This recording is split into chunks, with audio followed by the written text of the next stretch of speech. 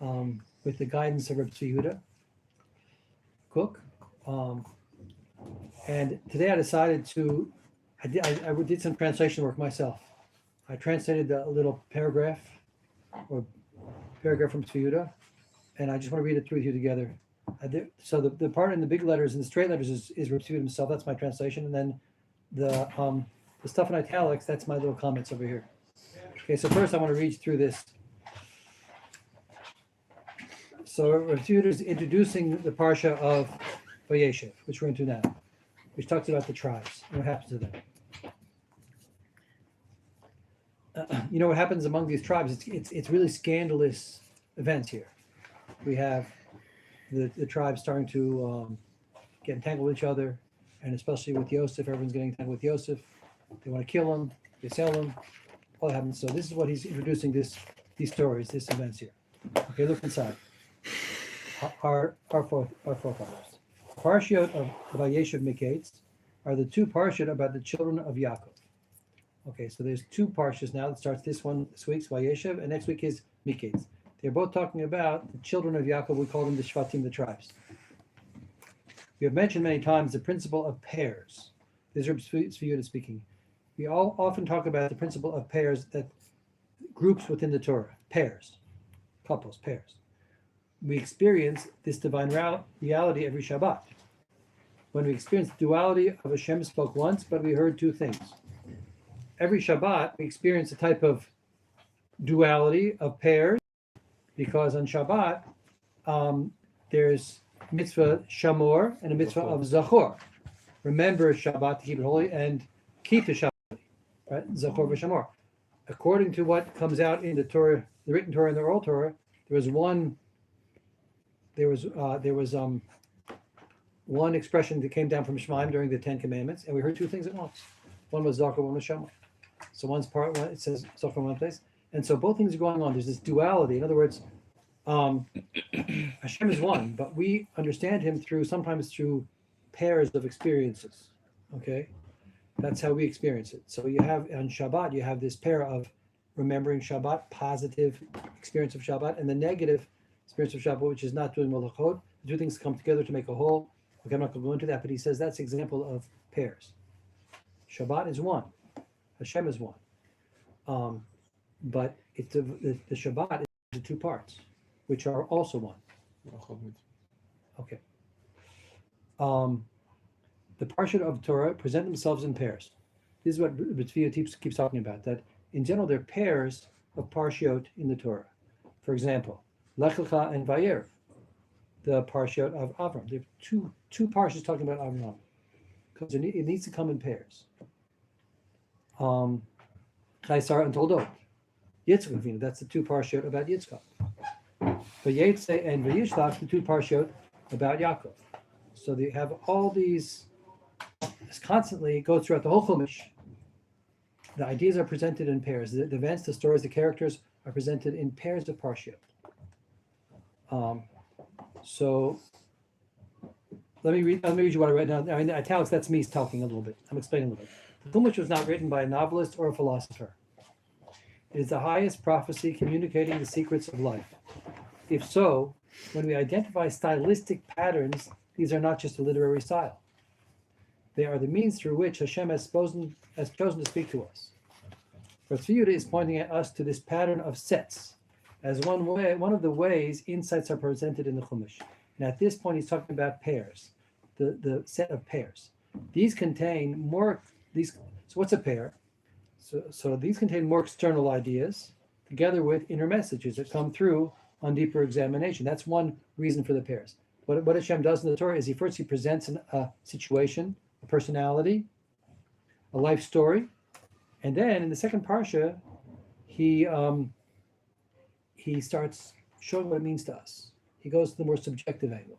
How does it come out? How is it interpreted? So he does it in two stages, two angles. What happened and what it means. For these two angles, a pair. The external ideas together with the inner messages. Similarly, a pair can convey an objective reality with what it means to us. Oh, I said it wrong. The first thing is the inner message that the more external ideas, the basic ideas, and then the inner messages will come through an examination, or similarly, an objective reality together with the subjective message. So in other words, what Yehuda is saying is that the Torah is not written like another book. It's not another book. It's not written by a human author. It's written by Hashem. It's brought down from a prophecy from Hashem. Therefore, the way it's presented is very important to know, that it comes in sets. The ideas can't be presented simply. Words are limited. Each word can only present one angle. Therefore, it comes down in angles, sets of angles, for example. Okay, so you're talking about the subtlety of Torah. You look at one angle, you don't see the whole picture. Therefore, you see every parsha comes in two angles. And going further, Rabbi Yehuda, after the clarification of the roles of the Avot, we arrive at the Banim. So now, if you're going through the Chumash, first you talk about Avraham, Yitzchak, Yaakov, the Avot. After Breshit, you talk about the Avot. And each one has explained their roles. And each one has two parshas for them. Then we arrive at the Banim, the children, which we also call the Shvatim, the tribes. It's important to be aware that the sons of Yaakov were also our forefathers. The group of the Avot number 2.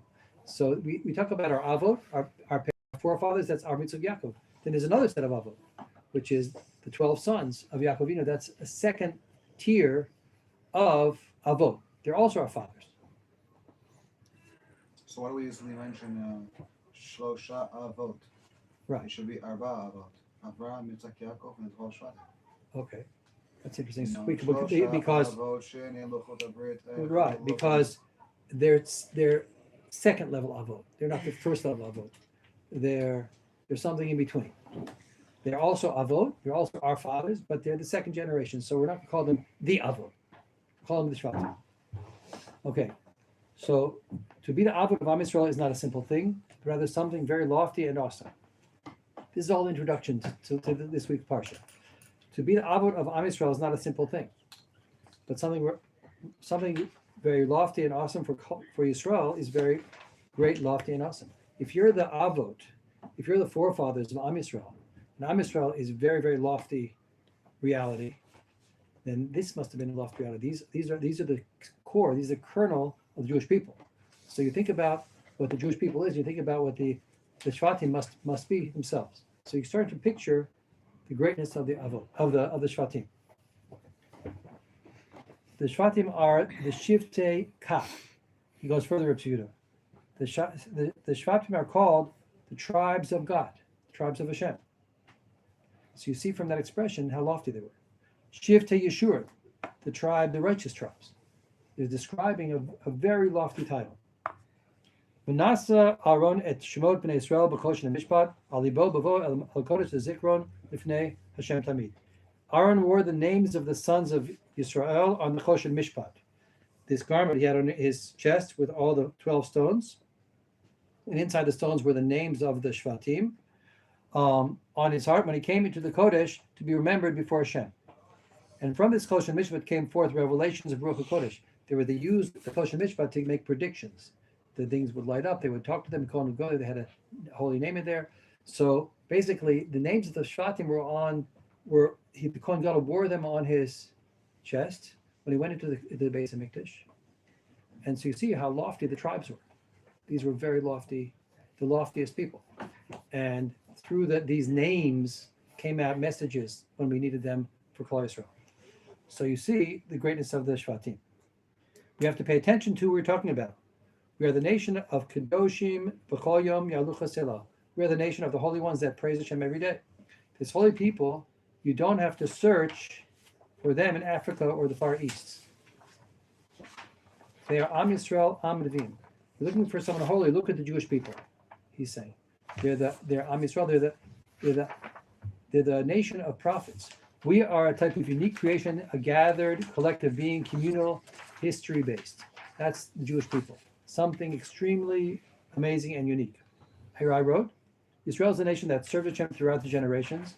Is a nation that merited to thousands of prophets, while all the rest of the nations had basically one who went bad, which was Bilam.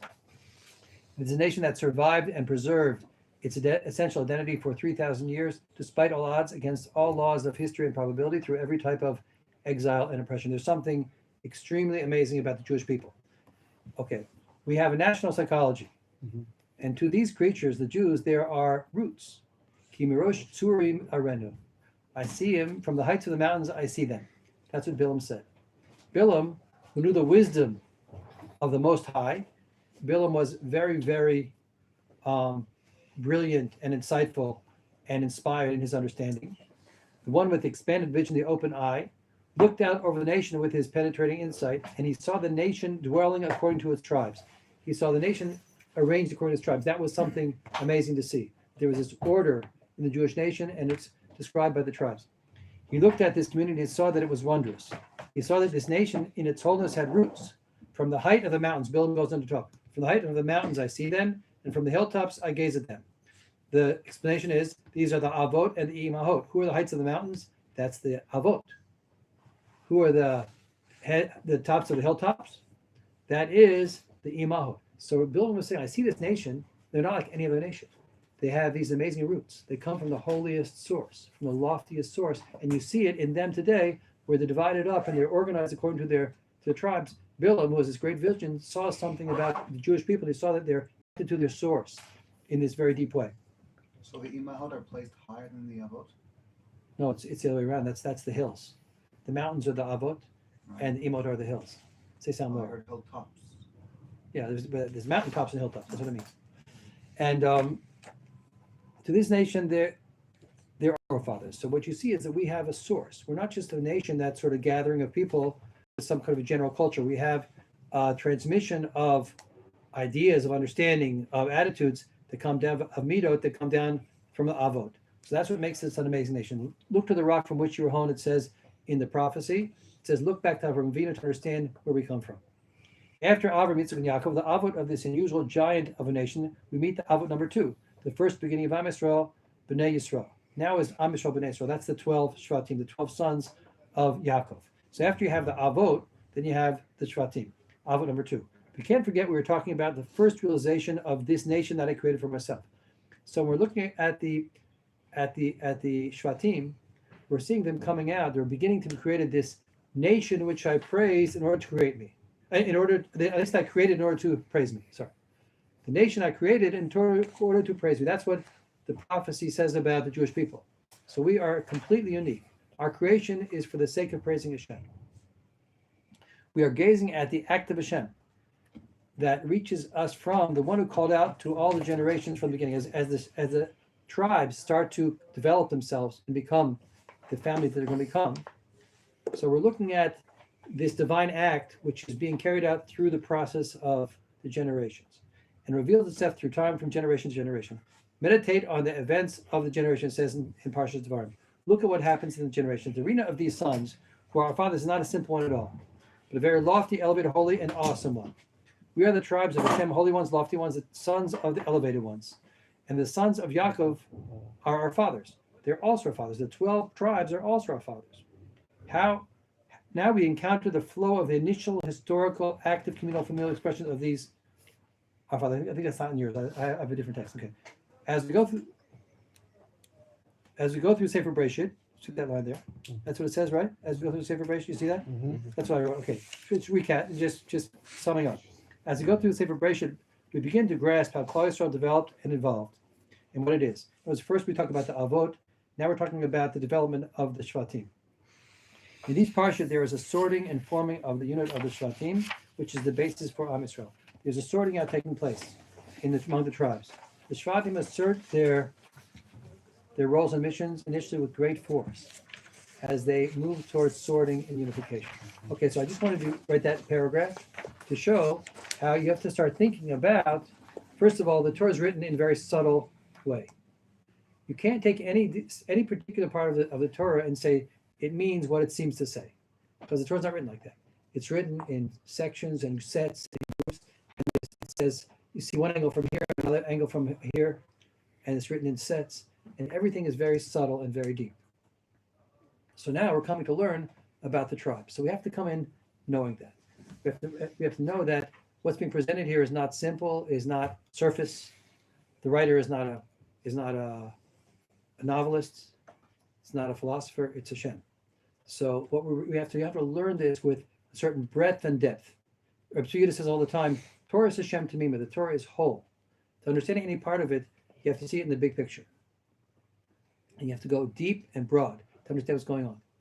So now you come to the story about the tribes. So what happens here is you see something wild. He speaks this out further. He says, you see that they're starting these 10 tribes who came out of Avri, Yitzchak, and Yaakov. And here you have the 12 tribes, 12 tribes. And you see they're starting to fight together. They're starting to quarrel. They're starting to, looks like there's sin, there's hate among them. And it looks like there's jealousy. All those words are used in the Chumash. Hate, jealousy. And it gets even worse. It gets to attempted murder, and selling your brother, stealing, selling your brother. And it's Norah. It's terrible. So now you're stuck with a cognitive dissonance over here. So we just described who the Shvatim were, who the tribes were. They're the heads of the Jewish nation. They were the children of the Avot. They were gigantic. They were amazing. They were as lofty as can be. And yet, here they are, acting like ways that most of us wouldn't act like.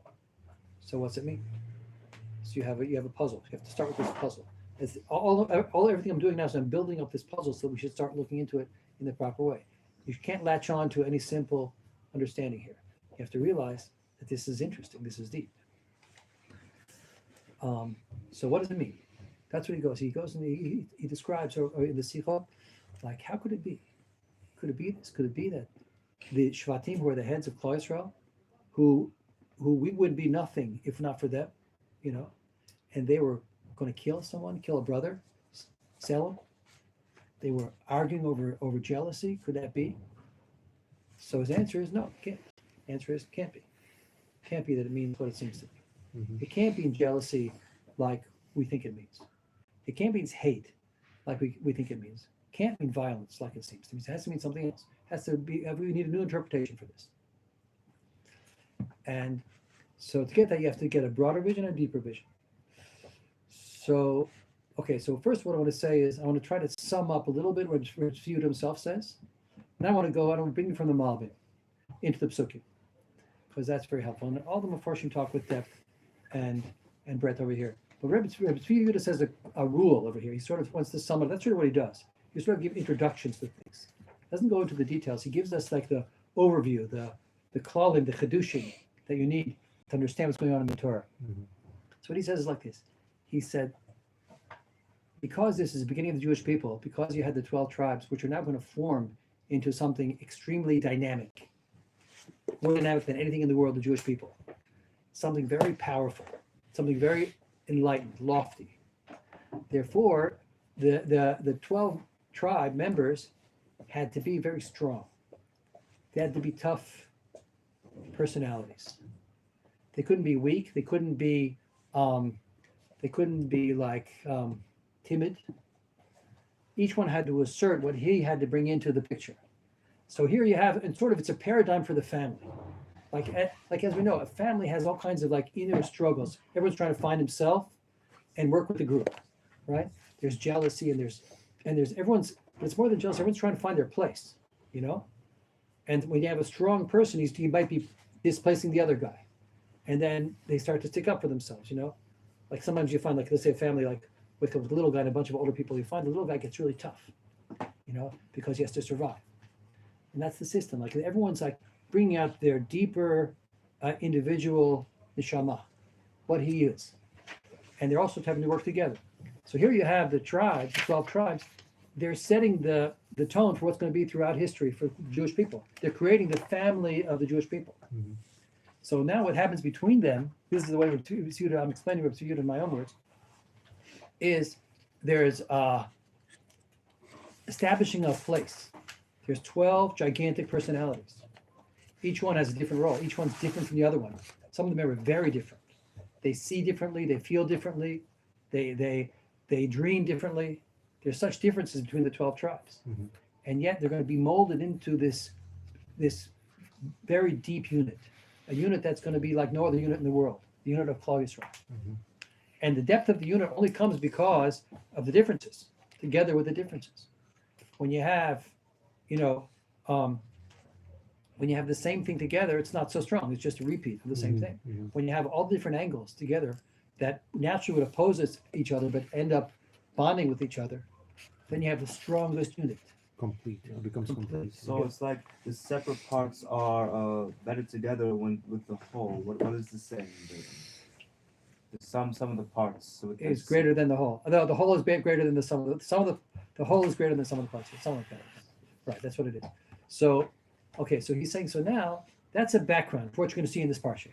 You see this, each one is asserting his place. And each of the Shvatim has to go and stand up for what he has to do in life. Mm-hmm. You know?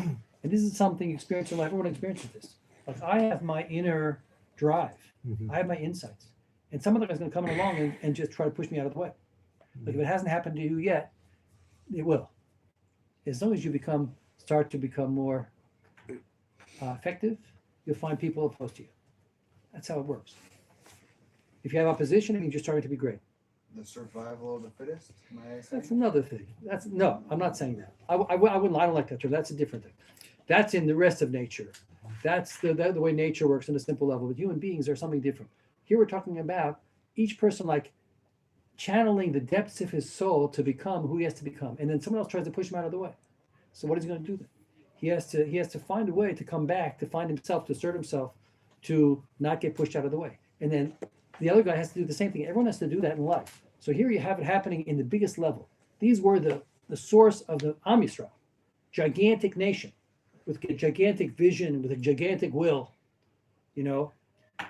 willpower, commitment, self-sacrifice. And each one is going to play his role. So therefore they start to tumble. They start to like hit against each other. That's natural. That's part of the process. Yes. So, do you not think that is a form of jealousy though? When you have opposition, when you're like okay, that's interesting. That's a good question. So what I would say is that there's two types of jealousy. They might look the same, right? And this is what Rabbi Yehuda is bringing out here. There's one kind of jealousy which is it comes from insecurity.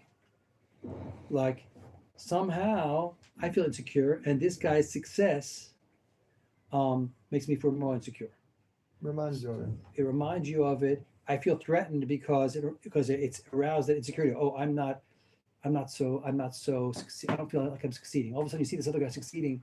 So somehow in your mind, his success challenges yours. That's not what's happening. What's really happening is you're aroused, your insecurity is being aroused. That's a negative jealousy. It's also natural, but you have to get over that. But there's another kind of jealousy, which is that, and the word is not exactly the right word, but it's used here somewhat. It means that I need to assert myself. If I don't, I'll be trampled on. And I'm not happy with this guy taking over my turf when it's not appropriate for him to do so. Mm-hmm. So yeah, I'm going to fight it out with him. Mm-hmm. Am I jealous of him? No, not in a small way, in a big way. I'm jealous that he's doing the wrong role for him and for me. That's what we're talking about here. So that's behind what this toughness you see in the interactions of the tribes. They're the original family, the ultimate family, finding itself, working itself out, like slugging it out. It's very important. Like I have a friend. He when he sees little children starting this fist fight, he loves it. Like that's great. Yeah, go for it. He really enjoys the kids doing a fist fight. It's really good. It's something it is. They have to do that. They have to insert themselves. And before they learn how to talk, so they use their hands. So it's not a bad thing. I mean, obviously, you don't want to hurt each other. They don't want to be like, wild maniacs. But they do that sometimes. It's totally natural, totally important. So okay. But here we have it in a big level. So that's the introduction. Now I want to go to the Malbim. Okay, so that's Rabbi Yehuda so far. So he says, what happened here in this parsha is don't look at it in the small, look at it in a big, big way. These are the loftiest human beings in the world, and the fact that they were doing what they were doing was because of the loftiest reasons. And yes, there were certain mistakes, but you see that was part of the bigger plan, and that things actually worked out. So let me now explain to you what the Malbim says. Now look at the Chumash.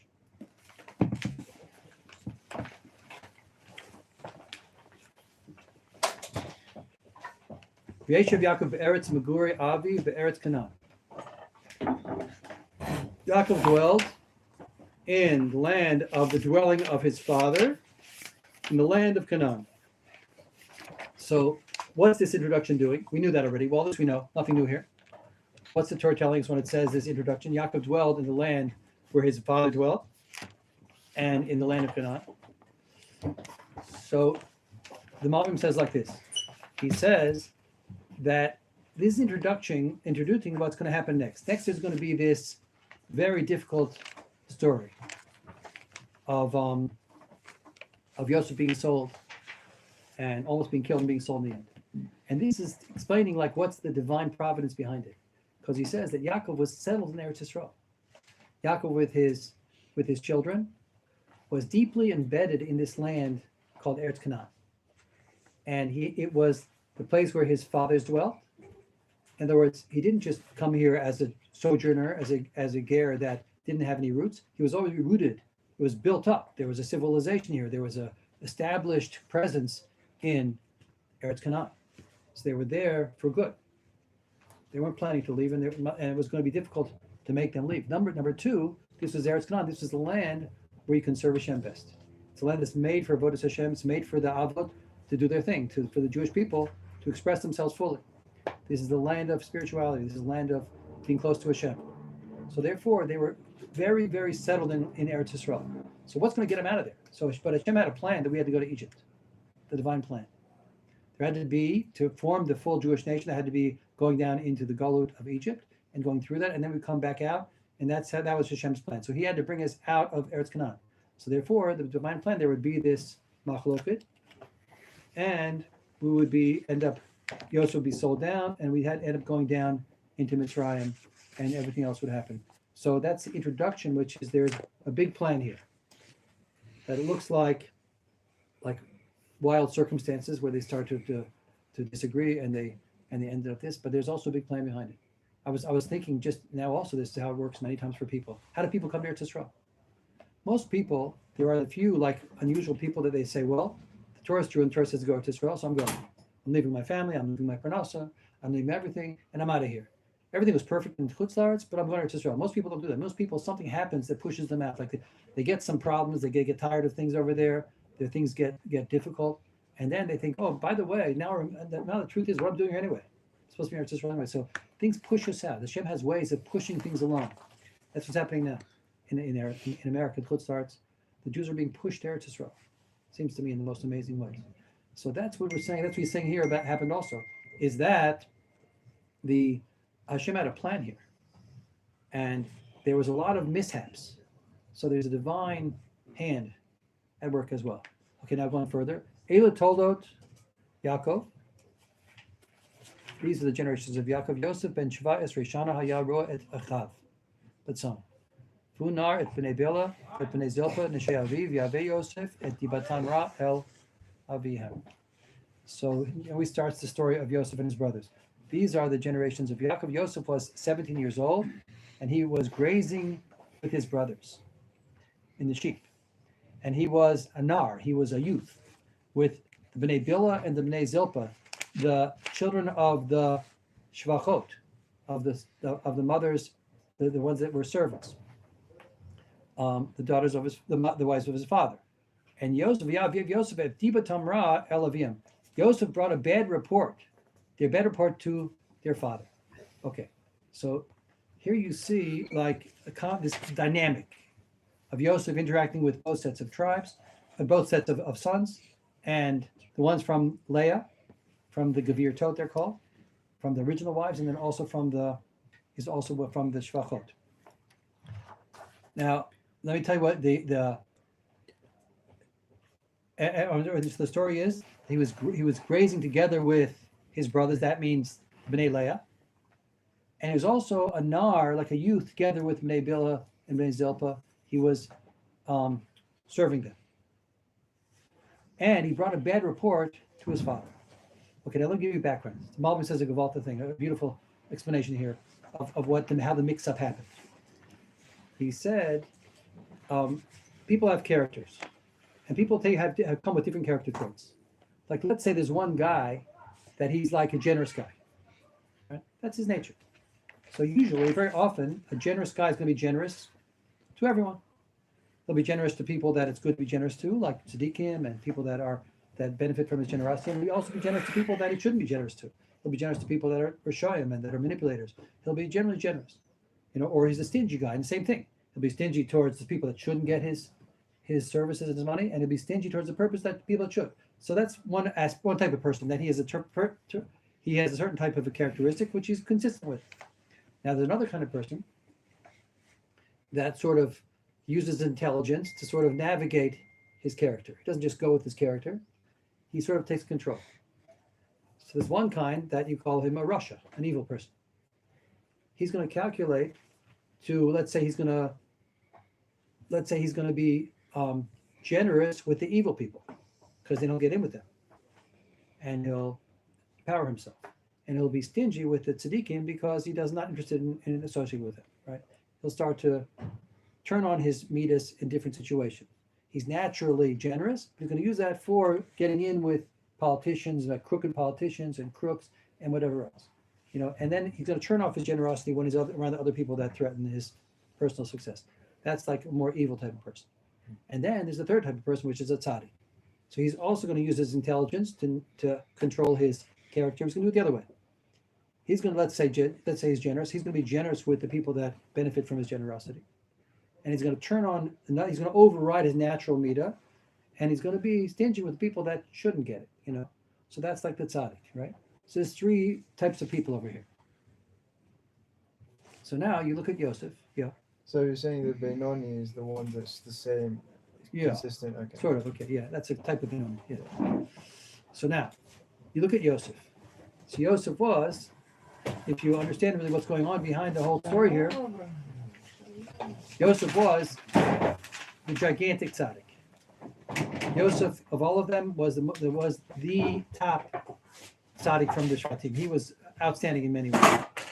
So he was that tzaddik, the one that calculates where to go with his character. So therefore, he was a nar he was roat et achi. He was grazing with his brothers. This is how the Malbim explains it. He was grazing with his brothers. That means b'nei Leah, the ones that were from the imahot, the original wives, from the more the wives that were more, how do you say it? Miyuchas, Special. Connected. Lineage, higher lineage. Right. So he was grazing with them. When he was grazing with them, so Malbim says it means he was guiding them. He was the shepherd for them also. In other words, he was talking Torah to them. He would explain to them his wisdom. Even though he was the smallest, he was the wisest in many ways. He learned with Yaakov the most. He was extremely wise. So he was like guiding them and talking to them about Torah, even though he was only 17. And then with the other children, the ones of the shvacha from the servants, maidservants, so then he was serving them and being really nice to them and serving them. So what he was doing was he was taking his midot. So he's taking his midah of humility, let's say. Mm-hmm.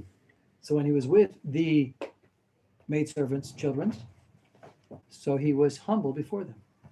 And they were, even though they were second level status, he was serving them, loving them, working with them, being a 17-year-old with his older brothers. Mm-hmm. When he was with the Bnei Leah, Mm-hmm. with the higher status crowd, so he actually turned on his pride side, Mm-hmm. his sense of the value, and he shared with them his Torah. Even though you might say, well, what's the youngest one selling his Torah for? He knew that he was saying deep Torah. He was sharing with them. So that's like the tzaddik deciding where to go with his midot, But how did they interpret it? They interpreted it the other way around. They looked at him as the Russia that's doing the other way around. Mm-hmm. They thought, why is he going and serving the maidservants' kids? Mm-hmm. Because birds of a feather stick together. Mm-hmm. Because he's going with the lower level people and he's getting in with them, Mm-hmm. He's flattering them, etc. And why is he telling us Torah? Why is he telling us the Bnei Leah all morals and Torah and giving us rebuke and stuff like that? Because he thinks he's the king, because he's Balgava, because he doesn't have any humility. Mm-hmm. He's really messed up. That's what they saw. And then they saw, so then now there's also a little bit of clashing between the two groups, two sets of tribes, and they were saying things about each other. They didn't understand each other well. There were two different sets of worlds, and there was clashing between them. And Yosef heard this going on, Yosef heard them talking bad about each other. And so he took that to his father and he said, Abba, you have to do something about this.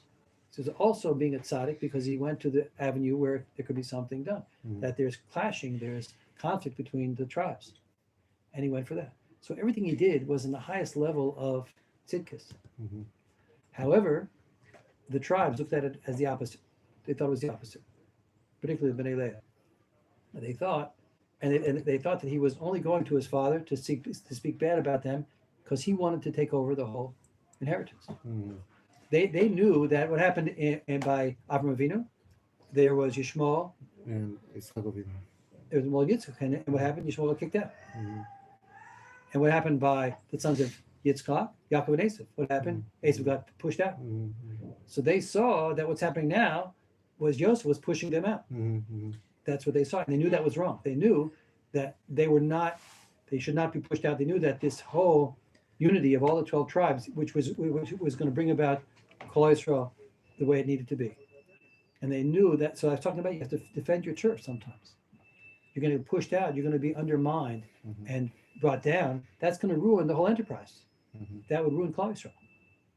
And that's what they saw us, and this is like what happens to people. They see things a certain way, and it's not so easy. It's not so easy to always see what's behind things. So they made this mistake, and they were sure that Yosef he was the murderer. He was going to murder Kol Yisrael. He was going to manipulate his father and push them all out, and that was going to be the end of Kol Yisrael. So that explains why they planned to get rid of him, because this was the future of the world, basically. So basically, and furthermore, two more things over here. Just two more points from the Malbim. 1 second, let me just finish speaking this out. Then I want to hear questions and comments. Two other things. They saw that Yaakov Avinu made this ketonat pasim, the beautiful colored cloak for Yosef. And that was a proof to them that he'd won over Yaakov and become the main person. But the real reason was because Yosef was in the house and he was serving his father. That was the minhag. He says the little guy serves the father, and the other ones were in the fields. So he made him a special coat, and he gave him a special endearment, not because he liked him better than the other tribes. It's just he gave him more endearment because he's a little guy and he was serving him. But that's natural. But that doesn't mean that he was favoring him, right? And the fourth thing also, he says the worst thing in some ways was Yosef's dreams. Yosef's dreams were that he was going to become the king. So what the dreams reveal your subconscious desires. And the Shvatim said that's what he's doing. He's going to push us all out, and he'll become the king. So therefore, it explains this enmity, this fierceness that's going on between the tribes. Yeah.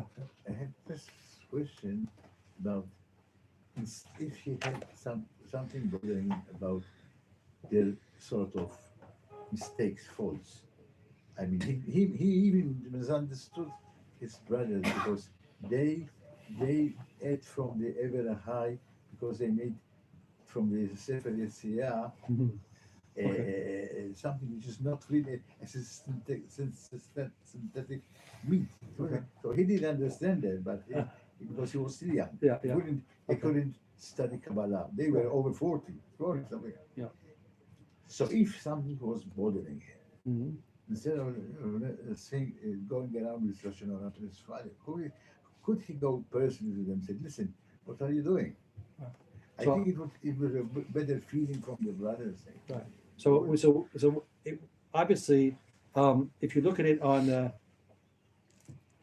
more general principles that we know about in Hilchos Lashon Hara, that's what he should have done. But sometimes it doesn't work like that. Sometimes there's too much going on, there's too much friction, there's too much complexity, and people see things very clearly, even though they're mistaken, and so it goes to very, very conflict. It happens. And here it happened here. And you see, Malvin points out, the Shvatim, the tribes, were not punished. You don't see a punishment. They sold their brother. That's terrible. They tried to kill him. And he survived, and Hashem worked it out that he survived, and you don't see a big punishment. So you see that it can't be they had very lofty intentions. They had the loftiest of intentions. And you see that out of all this comes the Jewish people. So therefore, these lofty intentions come out of what happened. Hashem helped them also.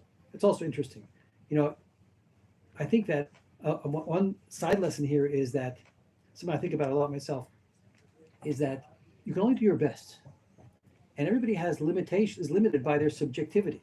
You know, we make mistakes in our interactions with others and in our own decisions, and we need Hashem to help us. That even when we make mistakes, things shouldn't go too bad. So for that, you need divine providence. You know, so when you learn Torah, when you do mitzvahs, when you purify your intentions, so then you get more help. You know, so you see, that's what happened to the Shvatim. They made a mistake. Their intentions were very good. They made a big mistake. But what happened? It worked out as it was supposed to because of their greatness, of their tzidkus, you know. And you see what came out of it was the Jewish people. So there's nothing greater than the Shvatim. And what the Torah is saying, you have to see it in the big picture. Not, anybody else? Anybody? Any other comments before we wrap up? I was having something in mind right before Sukkot about the Arba Minim. It says Arba Minim. It was very meaningful for me because it says Arba Minim is like Klal Israel, because each species has its own speciality. Some does not even have a smell or taste or anything. It's just like that. Etrog, it has a taste, smell, and everything. So Klal Israel is also something like that, where someone is good in Torah, their midot is good, and they're a good human, whereas the other are like, they fall back.